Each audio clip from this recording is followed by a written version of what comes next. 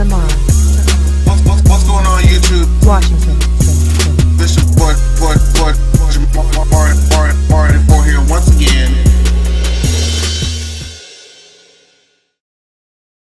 What's going on YouTube? This is your boy Jamari 4 here once again, and I'm coming to you fresh out of the salon. I've just got this retwist, this much needed retwist.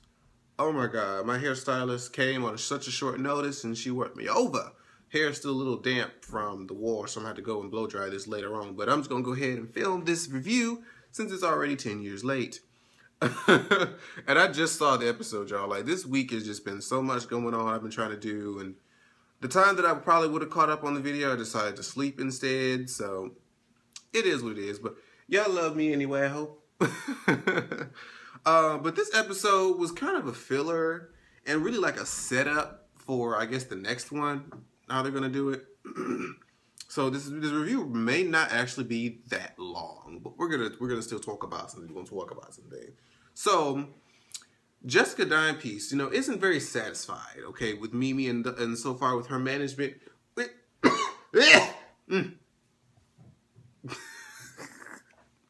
Sorry, you know how sometimes you breathe too fast and get caught in your throat to make you want to die. But anyway, so Jessica's not too happy with Mimi. But here's the thing, Jessica, I feel like Mimi actually gave you a prime opportunity, no lie, with the producer Jazzy Faye, who, like I said, is one of the top producers in Atlanta. She got you that.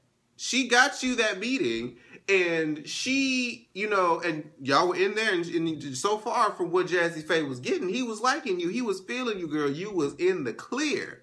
Where you fucked up, bitch, is when Tiffany Fox walked in and you just lost all your cool, bitch. You just lost everything, all your cool points, and Jazzy Faye, got turned off, okay? And just like everybody else kind of got turned off, like we was feeling you, I think, unanimously up until that point. Because it was like, bitch, why are you letting this no-name hoe, who you really, from what you said, don't even too much know her. You just may, know her face, that she just came into the session. Ignore that bitch, okay? This session right here is too big and too important for you to let this bitch fuck it up, okay? Pretend like she's not even there. You greet her. You can be, cordial and speak. Hey, how you doing? This, that, and the fourth. Okay, but yeah, me and you, continued your meeting. Like, you fucked up. I think Mimi actually did a pretty damn good job. Just because she hadn't done anything since then, I just feel like you fucked up your own opportunity with Mimi. Just, we're just going to call it a spade. Because if you are going to kick that same attitude, Dawn can get you a meeting with somebody and then you can fuck it up the same way. Like, if you don't have the maturity to, handle business situations and business meetings without being a ratchet-ass bitch, then you're going to fail no matter who managing you. So, but anyways, Dawn wants to take Jessica Dimepiece, on as the client, this, that, and the fourth. And she's like, well, Mimi, I gave her my word that I was going to give her 90 days or 3 months to, produce something and blah, blah, blah. So we're going to see how it goes. And yeah, whatever. Next week, Mimi and Dawn argue about who wants to get man Jessica Dimepiece. I'm just like, oh, okay. So Mimi and Arian meet up at Arian's new little condo thing, and it's cute. I feel like VH1 just rents out all these venues, and nobody really ever lives in these things, but they just make us believe that they do. But Arian's little outfit, her little ensemble, was actually kind of cute. But they have that same ass argument for I think this is like the third or fourth time that they've had this argument, like legitimately, like oh, I did what I did. I'm sorry. Well, you shouldn't have did what you did. I was your friend. You should have trusted me. Oh, well, I felt like I couldn't trust you because you're judgmental. What do you mean I'm judgmental? I was your friend for so long. Blah, blah, blah. It's just, it feels like that whole conversation isn't going to go anywhere. Mimi said, I did what I did.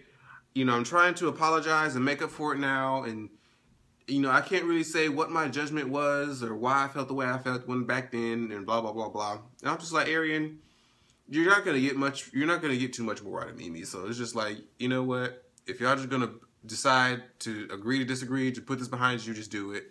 because y'all gonna keep having the same conversation about this sex tape over and over again. First of all, the rest of the world is already over this sex tape, so we don't even want to hear anybody else talk about it no more. It wasn't even a good sex tape, so like we don't even want to too much hear about that anymore. So Kalina, after the fuck nigga shit that her husband then said to her a couple weeks ago, was it last week or was it a couple weeks? I think it was last week. Saying basically, fuck you, get some new management. Kalina was like, oh, okay. So she meets up with Miss Legendary Deb Atney, who has worked with, Lady Gaga, Rihanna, of course, her own song, Waka Flocka Flame, I think Christina Aguilera. So she has a resume, okay? She has a classic resume of artists that she's worked with. So she's like, my husband, it ain't shit. And I want you to manage me. I have like all these songs that she said on my computer, but my husband won't even let me dub them down to figure out what I want to put on Black Orchid and da-da-da-da. Well, Deb is like, okay, you know what? I know she's talented and, I believe in what she's doing. And she's not only an awesome singer, but she's an awesome, amazing songwriter. So I can get behind this. But she was like, well, all I would need, is the release forms from your husband saying that he releases, you as a client so that I can manage you. Basically saying, if me and you start making coin, I get all the coin, and he gets none. So I just want to make sure that's clear. So Carly Red and Jessica Diamond are in this pool. Now, this is the thing. Why are they in the pool with full faces of makeup on and lashes? I know that, not everybody gets into the pool to, get fully, but like, if you're supposed to be shooting for a reality show. I know you want to look good, but I feel like y'all in the pool, what if y'all just splashed each other by accident and then y'all fucking up y'all makeup? Then y'all gonna start the whole scene over? Like I just feel like when you in a environment like a pool, just come barefaced. Like, are y'all that ugly that y'all can't do one scene without full face on? Like, anyway, that was just something that just irritated me. But they want to talk about Mimi and the whole management thing, and at first I was like, I already talked about Jessica. I feel like, Jessica, you fucked up your own opportunity, okay? Mimi actually gave you a damn good opportunity, but you fucked it up. But then Dion dropped a little bit more to talk about Jocelyn, and we discover, apparently, allegedly, reportedly, that Jessica was tricking with Jocelyn. Basically, Jocelyn was paying her money to let Jocelyn eat her puss. And I'm like, maybe I might have that wrong, but that was my interpretation of what was said. And I'm like,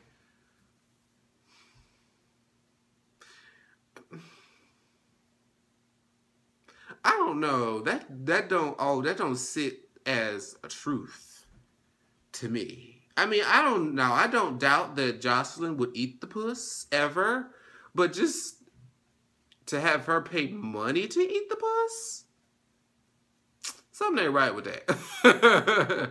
I don't see that. I could be wrong, but I don't see it. And so of course Carly Red is just eating this up. Like, Carly Red's sole purpose on this show is to hear tea and spill it. She is a messenger. She is a liaison. Like, she has nothing going on for herself. Like, the last thing she had going, a storyline for herself, was when she was with Jock. We all saw how that ended. So it's like, what further purpose does this bitch have other than spilling tea between two people who actually have the storylines without her having one her damn self? And speaking of Jock, Rashida and Kirk are tired of this nigga being on his couch, and he's apparently been there for like 2-3 days since Kadia kicked him out. And my thing is, how is this man? I know Jock hasn't, been in the music business for real in a number of years, but how did this man like not have a place to go? It just seems, and he's been on this show. Is this his first season? No, it's not his first season. He's been on this season 2 seasons, and you tell me Mona Scott ain't paying him not nothing to get a 1-bedroom apartment in Atlanta? Girl, okay. We supposed to believe this, Mona? All right. Just like we were supposed to believe that Mimi and them lost that sex tape. But anywho, Jock wants Rashida to, talk with KD because she's gonna be giving her KD's gonna be giving Rashida some property to look at for potential places for her store to be opened up at. So, wait, did I write that? Hold on, looking in my notes. I don't think I did. So when they do meet up, Katie's basically like, you know, right now I just don't know if I'm gonna, you know, go through with him. Lord knows I love that man's dirty draws, but I just don't know if I can move forward with him. And Rashida's trying to be like, yeah, you know, he's, you know, really sincere, this, that, and the fourth. And I'm like, Rashida, I don't even think you really believe that. I just think you're saying this so he can get the hell up off your couch. And KD's like, you know, Rashida, I really respect you. And, you know, if you say that he's worth it, then I'm going to give it a shot. And I'm just like, KD, first of all, you're going to take advice from Rashida, whose own relationship is in shambles, who was gullible enough to take Kirk back multiple times, and does repeat fuck shit over and over again, and she's still with him. So I really don't see Rashida as being the person you should be respecting in this particular instance. But, you know, that's just me. But I'm just like, I don't know what more, like, I don't even know why KD is entertaining this motherfucker. I mean, I guess it's, you know, if she doesn't entertain Jock, then what other point does she have on the show? But still, it's just like, dignity, bitch. Have dignity, honey. Arian, Mimi, and Margot, once again, repetitive, same bullshit over and over and over again. Listen, Mona, I don't want to hear nothing else about this sex tape. I don't even want to see... Nico doesn't even have to be on the show at this point. Because that sex tape was a year ago. We were over it within the first month that it even came out. So for y'all to be talking about this shit a year later and they keep having the same conversation over and over and over again. Bitch, you lied. Okay, bitch, I know I lied. But this was your husband who did the sex tape. But you lied and you lied. Like... You're a loser. Like, you need to stop worrying about cock. You need to just get something else better going for your life. And honestly, Margot in that whole situation, Margot was kind of like a little bit turned up more than she should have been. Like, Arian and Mimi, we were just kind of like, bitch, we ain't even on that. But you sitting up here doing all this and da-da-da-da-da-da-da. You're a liar, baby. You're so fake and phony, girl. Do you have any other lines in your script other than calling Mimi fake and phony and a liar? Like, it's like every time this bitch come up on the screen, that's the only thing she has to talk about. Like, I'm gonna need y'all to resurrect something new. Y'all need to have interactions with somebody else. My goodness. Katie and Jock. Jock tried to come in with some flowers and some other bullshit and some handcuffs to try to say, like, you can handcuff me anywhere. I'm like, are you sure about that? You sure you want to give her that freedom? And it seems like KD is just going to try to torture this man and eventually take him back. And I'm just like, girl, you a dumb bitch. But like I said, you know, I understand she has to have some reason to stay on the show so she can get a check. And I can't be mad at nobody trying to keep a check. So I'm going to leave that alone for right now. But I'm just like, girl, if you don't find you another nigga to bring on the show, do something, get a friend. You know, make friends with somebody, one of the other bitches on the cast, because you just need something else to do other than Jock's ass, because it's just going to make you look more and more pathetic as the season goes on, because it's going to get really old.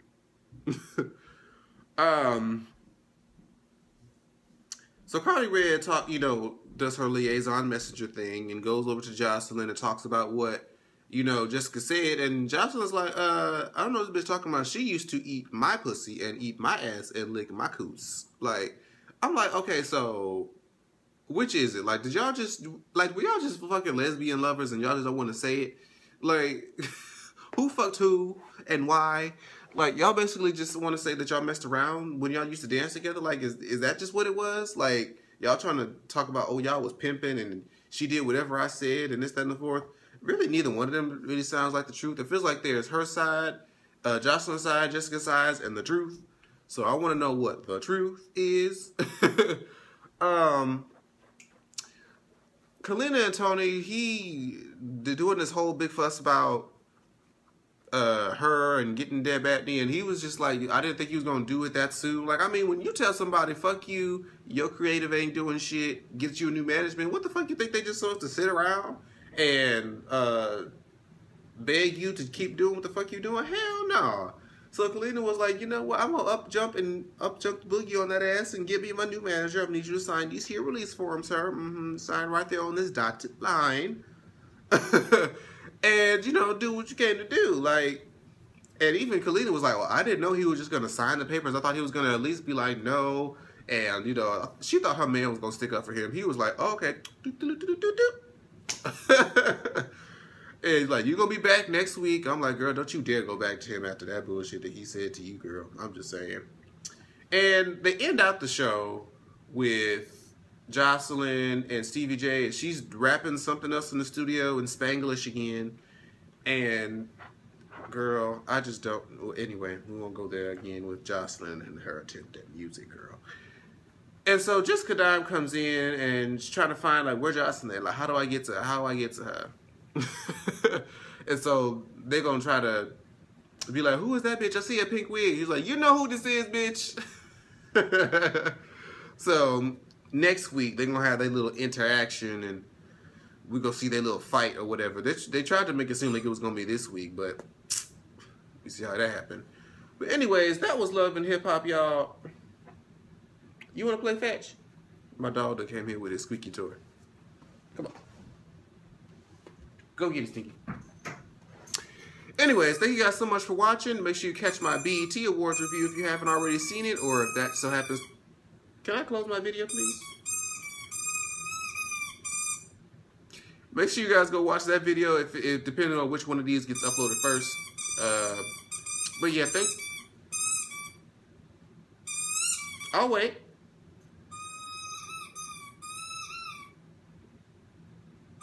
Thank you guys so much for watching this video and dealing with me. I'll see you guys in the next video. Bye-bye. Like, share, subscribe. Washington.